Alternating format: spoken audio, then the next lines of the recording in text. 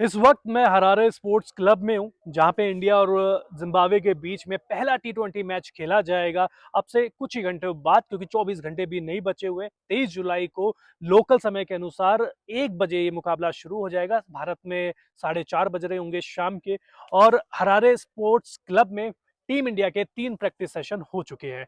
जी हाँ, 3 दिन हो गए थे। जो इंडिया से बैच आया था उन्होंने 3 प्रैक्टिस सेशन में हिस्सा लिया, और जो इंग्लैंड से आए थे उनको केवल एक ही प्रैक्टिस सेशन में हिस्सा लेने का मौका मिला, क्योंकि अभी एक दिन पहले ही वो आए थे और एक दिन सिर्फ उनको प्रैक्टिस के लिए मिला था। तो अब हरारे में हूं मैं। हरारे में टी20 मैच तीनों खेले जाएंगे। कंडीशंस के बारे में बातचीत करेंगे, टीम इंडिया की प्लेइंग 11 के बारे में बातचीत करेंगे, ताकत के बारे में बातचीत करेंगे, कमजोरी के बारे में बातचीत करेंगे, जिम्बाब्वे कितना बड़ा खतरा है उसके बारे में भी तो बातचीत करनी जरूरी है, क्योंकि जिम्बाब्वे ने इसी मैदान पर अभी हाल ही में बांग्लादेश को वनडे सीरीज में हराया है, टेस्ट मैच में हराया है, और उनकी फास्ट बॉलिंग काफी ज्यादा खतरनाक है। तो सबसे पहले बातचीत प्लेइंग 11 के बारे में कर लेते हैं। तो देखिए, ओपन कौन करेगा? ओपन आपको करते हुए नजर आ सकते हैं वैभव सूर्यवंशी और अभिषेक शर्मा। फर्स्ट चॉइस तो यही लग रही है अभी, क्योंकि श्रेयस अय्यर ने अभी डिस्क्लोज नहीं किया प्लेइंग 11, तो अभी तक तो फर्स्ट चॉइस ये दोनों ही लग रहे हैं। और दोनों का यहाँ पे रिकॉर्ड अच्छा रहा है, दोनों के इस ग्राउंड पे शतक है। वैभव सूर्यवंशी ने अंडर 19 वर्ल्ड कप के फाइनल में शतक लगाया था। तो जो अभिषेक शर्मा है उनका तो डेब्यू इसी ग्राउंड पे हुआ था। पहले मैच में आया था शतक, नहीं, पहले मैच में आया था बतक, फिर आया था शतक, यानी कि पहले मैच में डक बनाया और फिर उन्होंने सेंचुरी लगाई थी। तो सेंचुरी वो भी लगा चुके हैं, प्लस वैभव सूर्यवंशी भी लगा चुकी है। नंबर 3 पर आपको ईशान किशन खेलते हुए दिखाई देंगे। ईशान किशन की फॉर्म खराब है ये कहना गलत होगा, जल्दबाजी होगा। हाँ, इंग्लैंड में रन नहीं आए ये बात आप मान लीजिए कि, और इंग्लैंड में मौके भी उस तरीके से नहीं मिले, कंटिन्यू मौके नहीं मिले। मैं वनडे की बात कर रहा हूँ, टी20 में उस तरीके का प्रदर्शन नहीं हुआ। लेकिन उम्मीद करेंगे कि जगह बदली है, प्रदर्शन भी बदलेगा, किस्मत भी बदलेगी, और रन दोबारा से जैसे अफगानिस्तान के खिलाफ आए थे उस तरीके से ही रन आएंगे। आईपीएल में जैसे रन बनाए थे वैसे बनाए थे। नंबर 4 पे आपको श्रेयस अय्यर कैप्टन साहब खेलते हुए दिखाई देंगे। और इंग्लैंड में ठीक ठाक प्रदर्शन रहा था टी20 में। वनडे में थोड़ा सा डिप हो गया था, लेकिन ठीक है, चलता है, इतना एक सीरीज खराब हो सकती है, लेकिन फॉर्म में है। वनडे में उन्होंने रन ज्यादा नहीं बनाए, मतलब बड़ी पारी नहीं खेली, लेकिन टी20 में एक 80 के करीब की पारी आई थी, एक 37 रन बनाए थे, तो ठीक ठाक टच में वो दिख रहे थे। अब लेकिन सवाल ये है कि क्योंकि इंग्लैंड से डायरेक्ट आ रहे हैं, एक दिन पहले आए थे, प्रैक्टिस कर रहे हैं, बैक टू बैक मैचेस खेल रहे हैं, क्या वो थकान मेंटली और फिजिकली उनके खेल को प्रभावित करेगी? मैंने प्रेस कॉन्फ्रेंस में पूछा था, उन्होंने कहा मुश्किल तो है, लेकिन मजा भी इसी में। उम्मीद करेंगे कि वो मजा ले और बड़े बड़े शॉट्स यहाँ पे खेले और बड़ी पारी खेले। फिर आपके पास शिवम दुबे आपको गेंदबाजी भी देंगे, बल्लेबाजी भी देंगे। शिवम दुबे को भी यहाँ खेलने का अनुभव है, साल 2024 में वो यहाँ पर आए थे और वहाँ पे भी उनका प्रदर्शन ठीक ठाक रहा था। कई मैच में, एक दो मैचेस में उन्होंने अच्छा प्रदर्शन किया था, लेकिन गेंदबाजी गेंदबाजी मुझे लगता है उनको और इम्प्रूव करने की जरूरत है। विकेट लिए उन्होंने इंग्लैंड में, खराब गेंदबाजी नहीं की है, लेकिन हम है ना यार, और एक्सपेक्ट करते हैं उनसे, और हम ज्यादा उम्मीद करते हैं कि और ज्यादा वो गेंदबाजी करें, और ज्यादा वो विकेट लें। हमको लगे जब वो गेंदबाजी करने आए कि यार अब विकेट मिल सकता है। तो शिवम दुबे हो गए। रिंकू सिंह, आयरलैंड में हमको किस चीज की कमी खली थी आपको याद है? मुझे याद आ रहा है, आयरलैंड में हमको कमी खली थी फिनिशर की। इंग्लैंड में हमको कमी खली थी फिनिशर की। वॉशिंगटन सुंदर, अक्षर पटेल थे, उनका प्रदर्शन अच्छा नहीं रहा था। रिंकू सिंह ने नेट्स के पहले दिन, पहली गेंद पर उन्होंने बता दिया था कि वो मैच फिनिश करने ही आए हैं, और बहुत अच्छे टच में दिख रहे हैं, तो मैच फिनिश करते हुए भी वो आपको यहाँ पर दिख सकते हैं। और रिंकू सिंह के यार होने से है ना बहुत सारे फायदे आपको मिलते हैं, क्योंकि आप एक चीज देखिए, फील्डिंग उनकी बहुत ज्यादा अच्छी रहती है।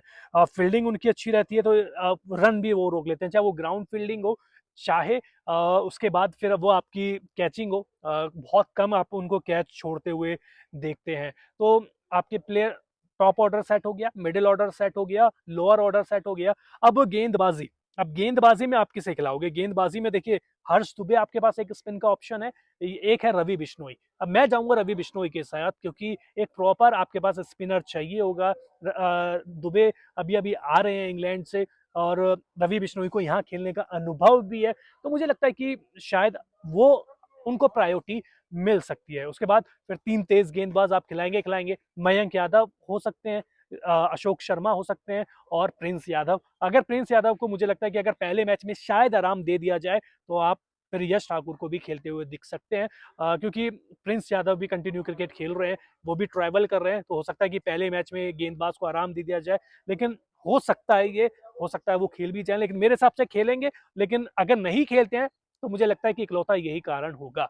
तो ये प्लेइंग 11 हो गई। अब खिलाड़ियों के बारे में बातचीत कर लेते हैं। श्रेयस अय्यर की कप्तानी पे बहुत ज़्यादा एज़ ए कैप्टन बहुत ज़्यादा दबाव है, और क्योंकि आयरलैंड में हार गए, इंग्लैंड में हार गए।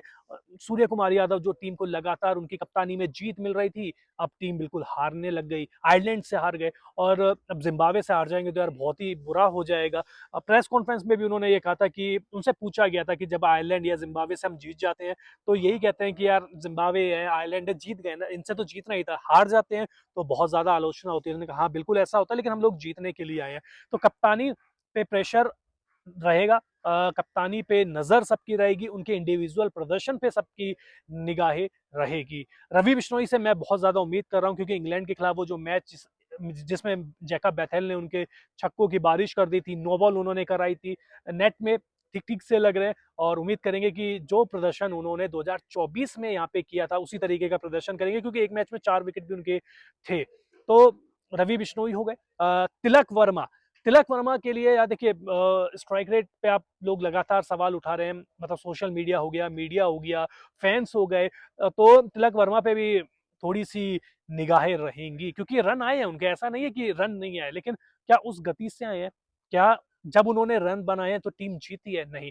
आयरलैंड में भी हमने देखा था, उन्होंने हाफ सेंचुरी लगाई 47 गेंद पे, लेकिन टीम 1 रन से हार गई। इंग्लैंड के खिलाफ फाइनल टी20 मैच में उन्होंने 200 की स्ट्राइक रेट से 50 लगाई, टीम हार गई। और प्रेस कॉन्फ्रेंस में उन्होंने कहा कि मैं कंडीशंस के हिसाब से खेलता हूँ, जो टीम की सिचुएशन होती है मैं वैसे खेलता हूँ। उम्मीद करेंगे कि जो कंडीशन हो, जो सिचुएशन टीम इंडिया को, क्योंकि टीम इंडिया की हमको क्या चाहिए, सिचुएशन चाहिए जीतने वाली, वो सिचुएशन में आए और टीम को जीत दिलाए। जिम्बाब्वे यार खतरनाक टीम है, बहुत सारे खिलाड़ी है जिनके ऊपर नजर डालना जरूरी है। ब्रायन बेनेट हो गए, सिकंदर रजा तो हम सभी जानते हैं कितने खतरनाक है। गेंदबाजी में ब्लेसिंग मुजबानी हो गए, नगारवा हो गए जो तेज गेंदबाज है, ब्रेड इवेंस हो गए जो बल्लेबाजी भी कर लेते हैं। तो भैया जिम्बाब्वे से भी आपको बच के रहना पड़ेगा, काफी अच्छे अच्छे नाम है। और आईपीएल में जो खुद श्रेयस अय्यर ने कहा कि कुछ खिलाड़ी है जिन्हें आईपीएल में खेलने का अनुभव है, तो वो आपके लिए खतरा साबित हो सकते हैं। तो यहाँ से कंडीशन काफी चैलेंजिंग रहने वाली है।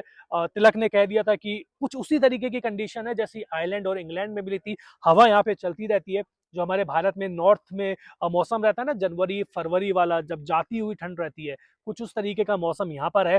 पिच बल्लेबाजों के लिए ठीक ठीक है, लेकिन बांग्लादेश के खिलाफ हाल ही में यहाँ पे जो टेस्ट और वनडे सीरीज हुई थी, भैया तेज गेंदबाजों का दबदबा पूरी तरीके से रहा था। पहले वनडे में तो इनफैक्ट 140 रन बनाए थे जिम्बाब्वे ने, बांग्लादेश को वो भी चेज नहीं करने दिए थे। तो आपको एक पेसी पिच दिख सकती है, अगर एडजस्ट हो गए तो रन है, नहीं तो भैया फिर आउट होके आप चले ही जाओगे। तो ये यहाँ से ये सारी इन्फॉर्मेशन है, देखते हैं कौन जीत रहा है। उम्मीद है, फिंगर क्रॉस कर लेते हैं कि जीतेगी इंडिया ही, लेकिन कहीं 2024 में ये हुआ था, पहला मैच जिम्बाब्वे जीत गई थी, इंडिया को हरा दिया था। इस बार ऐसा ना हो जाए, क्योंकि पिछली बार तो बड़ी सीरीज थी, इस बार तो मैच ही केवल है 3। बहुत बहुत शुक्रिया आप सभी का।